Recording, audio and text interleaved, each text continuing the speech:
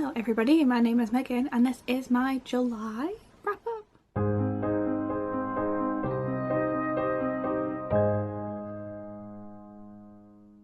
Yeah, so hi guys, as I said, it is my July wrap up. July wasn't a great reading month after the success of June, where I read like what, 25 things and a lot of them were 5 stars. I only managed, I didn't do terribly. It's not like I read like, I bought 12 things. 12 things is like good, but I only had 3 stars and one of them was a reread. 3 5 stars and one of them was a reread. So it wasn't great like quality wise. But let's dive in. I'm going to talk about my 5 stars last because I want to talk about them for a really long time. And most people aren't going to want to hear that. So let's start with the first book I have in this pile next to me. So I have The Prison Healer by Lynette Noni. This is a fairy loot book. It's beautiful and it's about someone who is a prisoner and works as a healer and takes part in trials in place of a rebel queen, so that hopefully when the rebel queen gets rescued, she gets rescued with them and she no longer has to be in the prison. So that's the plot of this one. I think this is like a solid 3.5 star. The characters are all a little bit underdeveloped, but like I really did like some of the side characters. I just thought the relationship was a little bit flat, but I did enjoy some of the twists for this one. It did go places I did not quite expect, and I'm looking forward to the sequel, which I did buy the fairy loot edition of, because I mean, look at how stunning this paperback is. Like, not paperback, this edition is. I can't cope. But yeah, solid 3.5 4-star book. Next I listened to the audiobook of A Touch of Darkness. Can't remember who wrote it. Scarlet St. Clair, which is a Hades and Persephone story set in a world where it's like modern day, but like gods exist and they'll have like antlers, and Persephone is like hiding because she doesn't have any powers, and then she accidentally makes a bargain with Hades and has to bring life back to the underworld, and the romance develops from there. And I gave it 3 stars. I was really disappointed. I thought the chemistry just did not exist between Hades and Persephone. I thought the characterizations were really weird. Like, it was fine, but like I was expecting so much because I've seen nothing but good things about it. So yeah, a bit of a disappointing 3 star there.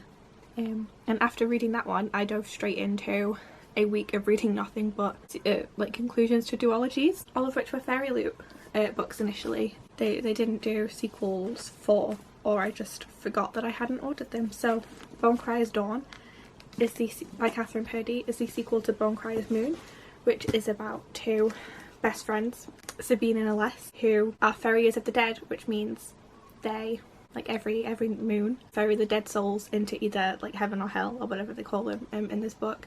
And in order to become like a full-fledged bone crier, you have to do this ceremony where you like draw your true love to you and then have to kill them. And whilst doing this ceremony, things go very wrong as someone tries to kill Aless and she gets kidnapped, and it's a whole drama to go from there.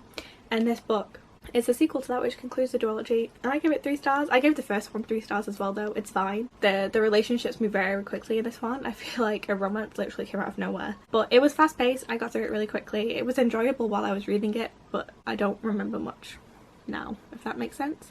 So yeah, solid 3 star. If you really liked the first one, then you're probably going to really like this one, and I'm glad I finished out the series. Next we have The Boundless, which was the sequel to The Beholder, which I only gave 3 stars and wasn't sure I wanted to continue, but I read, but it was on Scribd, so I thought I may as well give it a go, and the hardcover was pretty cheap when I was looking on Blackwell, so I was like, fine. And the series, its fatal flaw is that it's like trying to be The Bachelor, and there's just so many relationships that they try and convince you of, and there's just not enough time or development for any of them. But I will say that I preferred this one because the main character, she really like stands up for herself in this one and like accomplishes way more than I thought she was going to. And yeah, The Beholder is about, I can't remember her name, Sailor. Sailor is sent away by her stepmother to become engaged because no one in her hometown of Potomac is willing to marry her. And she is sent to England. She's sent to Norge, like basically Norway. It's a weird world, and I'm not explaining this well at all, but basically Sailor is sent to become engaged, and at the end of the second book she still has to continue into the heart of what is Russia, and it's very dangerous and a lot of things happen, and so many things happen that I'm surprised it's contained in just a duology, but nothing was confusing, everything was just a bit too quick. So yeah, this was another solid 3 stars, but not the strongest. Next we had Cloak of Night by Evelyn Skye, which is a sequel to Circle of Shadows. And yeah, this is about a kingdom where people have like, some people have access to magic and they become tigers who are sort of like bodyguards and protectors. And our main character, they have two names. They have their real name and they have their tiger name. So Sora, his tiger name is Spirit, and her friend Damon, also known as Wolf, witness the evil brother of the Queen doing things he should not be doing and embark on a journey to try and save their city and also like the world from an evil god. So this was a solid book. The relationship drama was fun. The sibling relationships were really interesting to read about. The magic was pretty cool. And yeah, a pretty solid conclusion to the duology. I gave this one 4 stars, and I really liked it.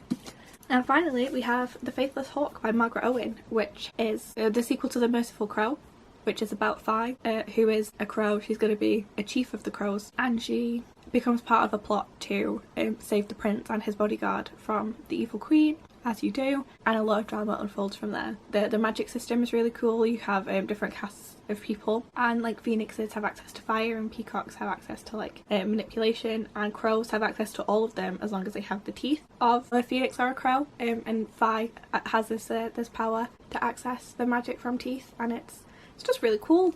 And this was a solid sequel. I was really worried for a while there. There was a lot going on in the middle that freaked me out, but this was really good. I highly recommend this duology, and I'm very excited for Little Thieves by Margaret Owen coming out later this year. So yeah, this was a 4.5 star.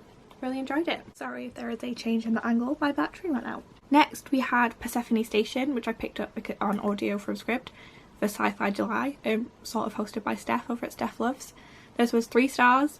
I picked it up because I thought it was going to be a super fun, super queer sci-fi story, and it was just really confusing. And it was pretty queer, but like I thought there would be a romance, and there wasn't a romance. There was just queer people, which is fine. It just wasn't what I was expecting, and my expectations did sort of ruin the experience for me. So it was a good but a well represented book, but it wasn't what I wanted from it, and it wasn't what I thought I was going to get.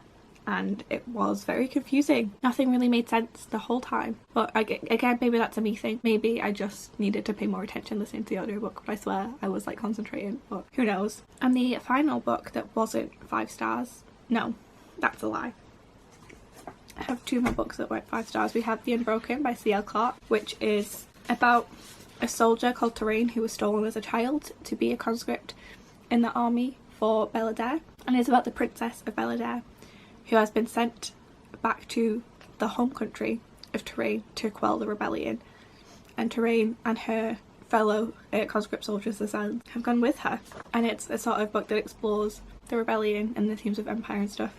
And it got 3 stars from me. It was just 80% of the book was like written from a pro-empire POV. Well, it was probably maybe a little bit less than that, but a good majority of it was just difficult to read because at the beginning you don't get any rebel perspectives. You get people who have been raised in the empire, and I understand why it's important to write from those perspectives and change them, but it was really difficult to get through, and neither of the characters were like likable, which characters don't have to be likable, but I prefer it when characters are, especially in fantasy when you're being introduced to so many different concepts and worlds and things. Like, you need your brain power for that. You don't need you want to be sucked in by something else. You want to be completely invested in the characters so that you can ignore the fact that you don't know what's going on, you know?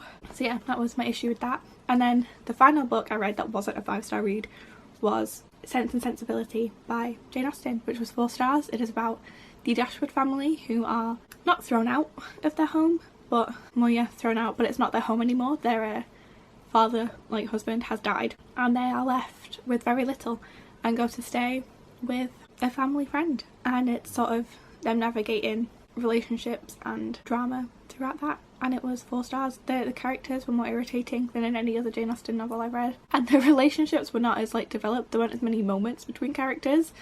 It was a lot of characters thinking about consequences and things, so it wasn't quite as engaging as, say, Pride and Prejudice or Persuasion, but it was still good, and I did still like it. It just wasn't my favourite Jane Austen. And finally, let's dive into the 5 stars. So my first 5 star is Middle Game by Shauna Maguire, which is a book about Roger and Dodger, who are siblings, who were created by an alchemist to embody some alchemistic doctrine and bring it to the world. But they don't know that. They grow up and they're able to speak in each other's minds, and it is their journey finding each other and losing each other and saving each other, and it's so confusing and so like sad but hopeful and written so well. The writing in this is just chef's kiss. I have read Shauna Maguire before. I've read 2 of her Wayward Children books, and I've always loved the writing in them but thought they were too short, so it was super fun to get like more like a long form fiction, and it was so good. I'm really looking forward to rereading it, and also going and reading Over the Woodward Wall,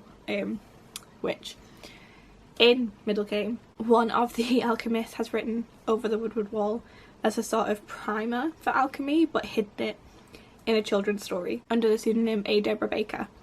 And Shauna, she wrote it before she wrote Middle Game and has released it after. And it's going to have the same beautiful writing style and the same just absolute what the fuck is going on this. And I'm very excited. And finally, we have my reread and my third 5-star of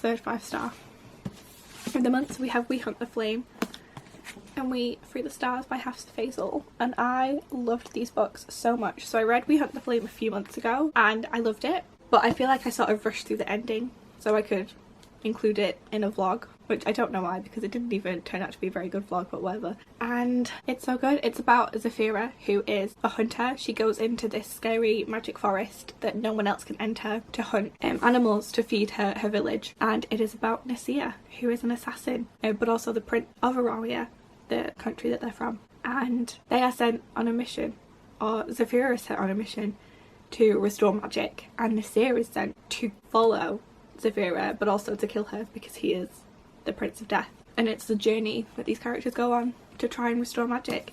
And then We Free the Stars is a sequel that is just so full of beautiful writing and beautiful character moments, and it's so well written. I love the writing so much. The last like 50 pages had me ready to fight somebody, and they're so good. I want to like just go full spoilers and talk about everything in these books, but I obviously can't do that. So all I'm going to say is please like pick them up, read them, just give them a chance. I feel like when they were released, because Hafsa is like openly Muslim and she presents as such, and I feel like some racist people may have come out of the woodwork and ignored her release or pushed it down, and I think that's incredibly unfair. And they're such good books and I hear nobody talking about them, and the romance in them is just exquisite. I love them so much. Like the angst and the themes, the monster learning that maybe he doesn't have to be a monster and that he can still be loved for who he is. I'm obsessed. I love it. I think everyone should read them. And that's all from me today. If you have read any of these books, let me know in the comments. If I've convinced you to read We Hunt the Flame, please let me know. I will be happy to scream about it forever. And I will see you in the next video.